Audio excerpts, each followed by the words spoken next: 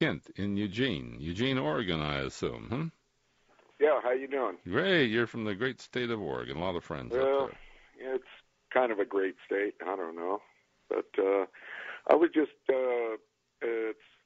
you were talking about your disappointment in the coverage of 9/11 events or No, related. I wasn't disappointed in the coverage.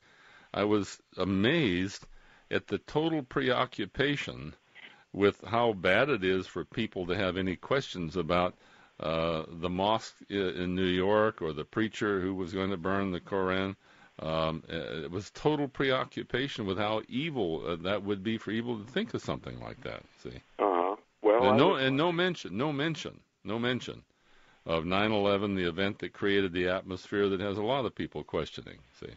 Well, I was just wondering, how would you describe your feelings about the fact that there's no date or memorial place for the millions of Africans that were enslaved in this country, that died on slave ships, that were worked or whipped to death or raped, or let alone the Native Americans who were basically pushed off their lands, killed in one form or another, forced onto reservations, had treaties broken. What's your opinion about all those victims? Well, they should have had a memorial a long time ago. Do you see any of your politicians campaigning for that, though? I don't have politicians. I see. In other words, you're not represented by anyone. Absolutely not. Okay, well, and what you belong to? You belong to some other sovereign state or universe, then, or what is it?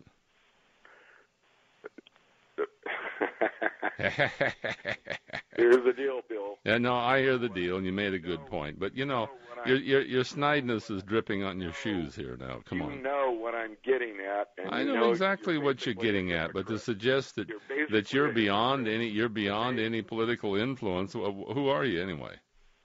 To make some kind of a case for 3,000 people, and I'm not saying I don't. No, you are saying you think it's trivial compared to your campaign. You're saying you think it's trivial compared to your campaign. The true history of America, and those 3,000 people that died 9 years ago add up to about a thumbnail compared to the murders and crimes committed by white European barbarians that took over this place. White European barbarians, I see.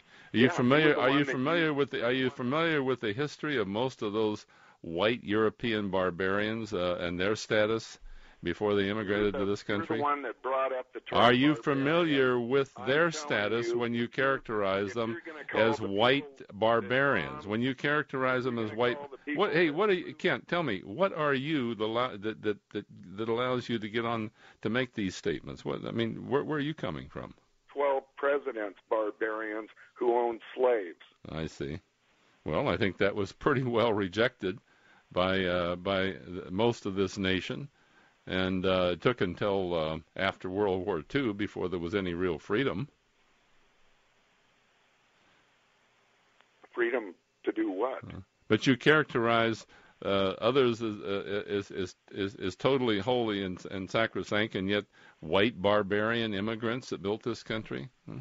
Yeah. How about the Indians that enjoyed slaughtering and cutting each other's bellies open in barbaric acts? They did. There were certain tribes. Yeah, you bet there were certain tribes. How about the blacks in Africa who sold their fellow black women and children into slavery? How about those? How about the 300,000 Americans who died in the Civil War objecting to that? Like this? Come on. I hear you. You made a good statement and a good plea. But then you drip in this snideness. Now, I appreciate your comments here, but you might give a little thought to these other people, too. Hey, KGO time now, 10:45.